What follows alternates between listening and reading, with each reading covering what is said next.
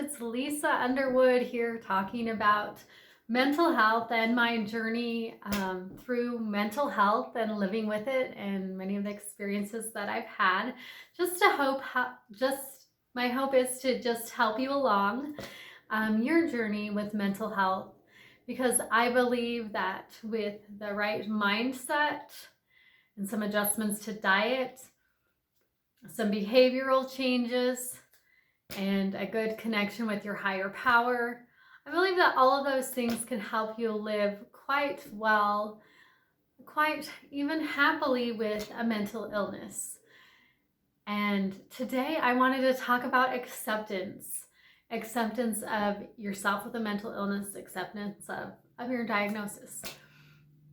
And so what I found in my life is that there are stages of acceptance. But before there's stages of acceptance, there's also a bunch of denial, like this wouldn't be happening to me. I don't have depression. This, just flatly refusing that there is anything wrong at all. It's okay if something's wrong. It doesn't mean you're broken or you need to be fixed. It just means, well, you'll see.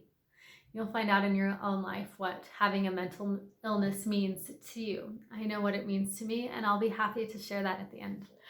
So, acceptance. How does it happen? Stage 1 is recognition. So I've written stages of acceptance. Let me just go ahead and write recognition. So what recognition means is that you recognize that you're depressed, but you don't really accept it. So the first step is just to recognize, yes, there is this problem, if you want to call it a problem. There's this problem, there's a situation, but you kind of respond to it emotionally negatively or more with apathy. I'm depressed, but I refuse to really accept it. I recognize there is a problem, but I refuse to accept it or to do anything about it. Step 2 is resignation. Resignation is both recognizing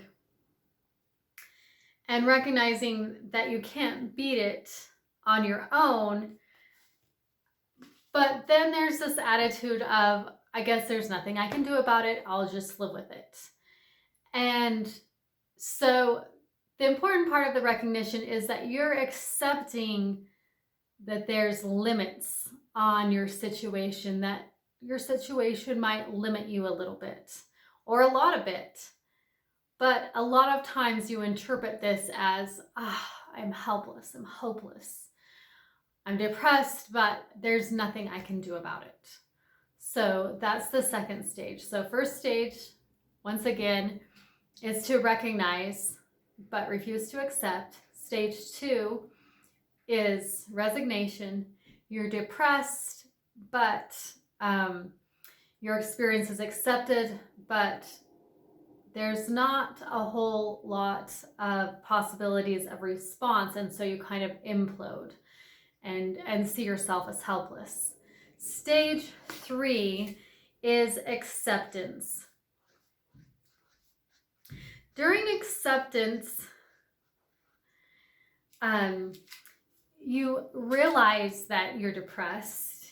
You resign to the fact that your situation will not be the same as other people's. So you accept part of the experience. But on stage 3, you realize I can't beat this struggle and ask more questions. So what else is there, or what can I do now? So at this stage, you're ready to take a little bit of action instead of just feeling helpless. So there's not so much an emotional reaction or a denial as there was before, but there's a neutral acknowledgement and an openness that there wasn't before.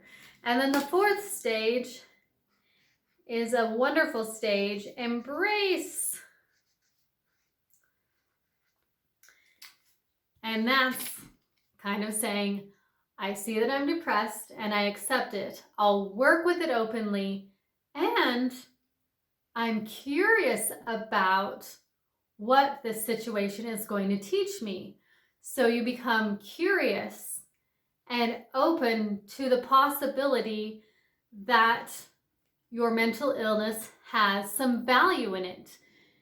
Where before you thought that it disabled you, or you thought that it held you back, now embrace is the stage where you really see the value of the experience. And so you move towards it, and you move towards improving your life, living with it.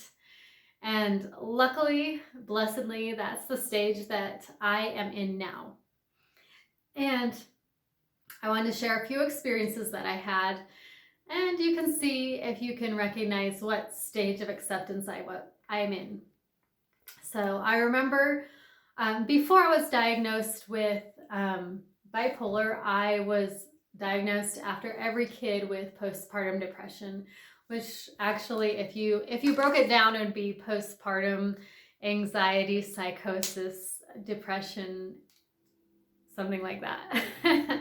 But anyway, with my first kid, I recognized what I was feeling, but I was just like, well, this is just the way my life is. I just got to roll with it. Just got to roll with it. Just got to roll with it.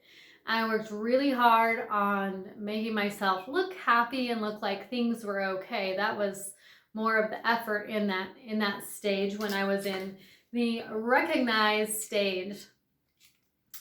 With my second child, I was again super depressed, manic, anxious, whatever you want to call all that conglomeration. Just so you know, just a little tidbit of information, postpartum depression often it's just an umbrella term for all of the other things, like the psychosis you might experience, the anxiety you might experience.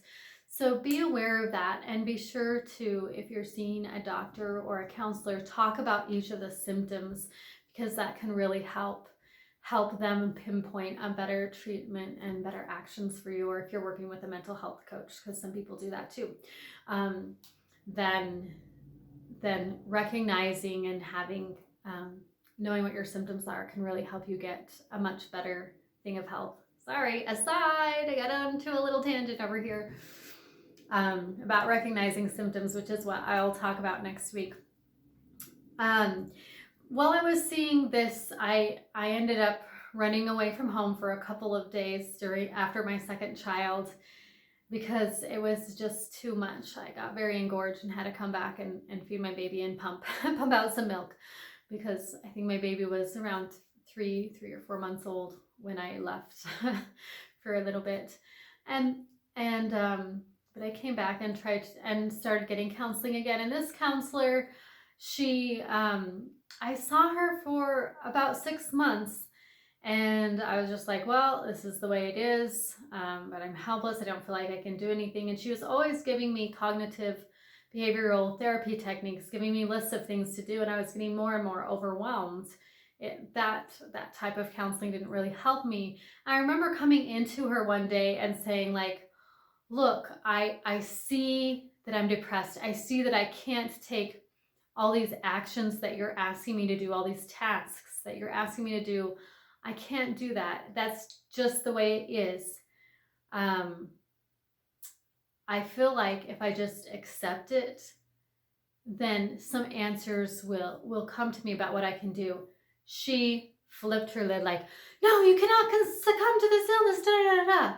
And that's not what I was saying at all. I was just saying, like, I accept how I am now, and that's going to help me move forward.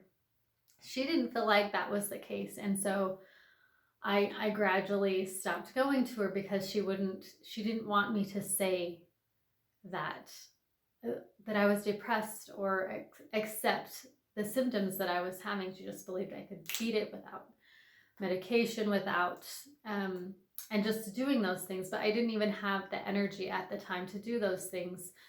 But it was through talking with a friend. She's like, if you just say that you have it and start talking about it, you'll feel much better. And so I chose that approach. And that's kind of when I moved into embrace. Like, I see I'm depressed. I accept it. I'm going to work with it. And how can I help other people? That kind of happened in between my second and third child. And I did seek for more answers and seek for help. And that's finally when I was able to get a diagnosis.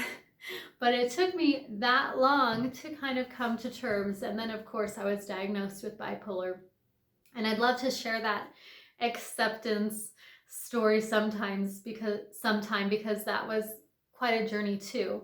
And so I invite you today to look at these stages of acceptance. Recognize, resign, acceptance, and embrace.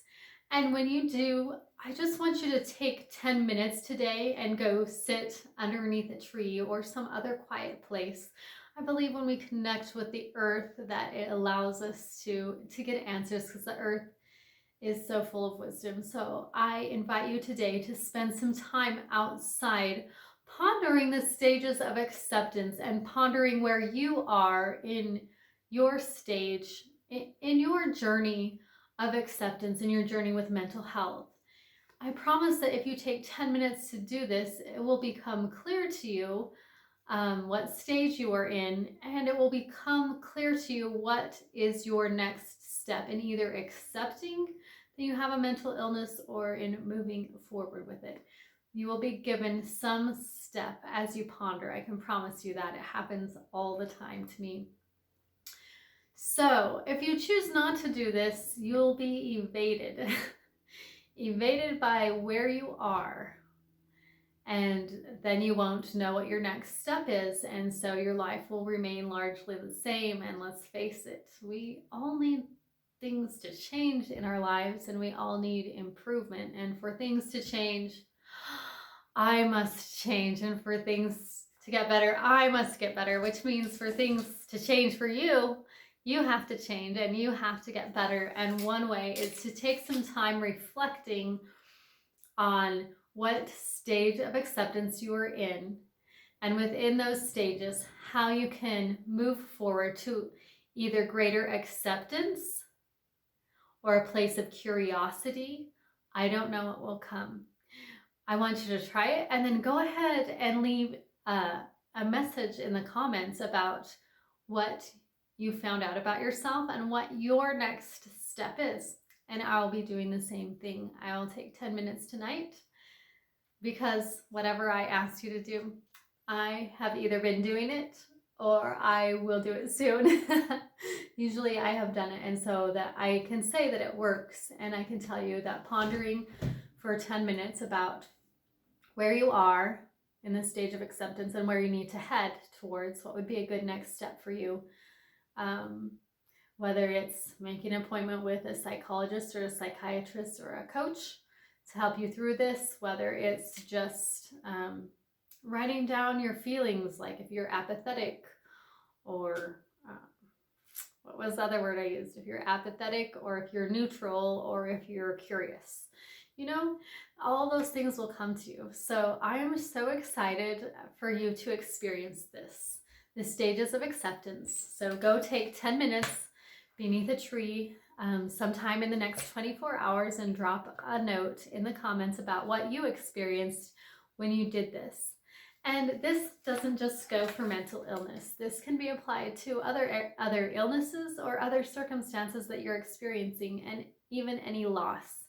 So go ahead and do that, and I know that you will receive some answers about how you can move forward in your acceptance of your circumstances of your life.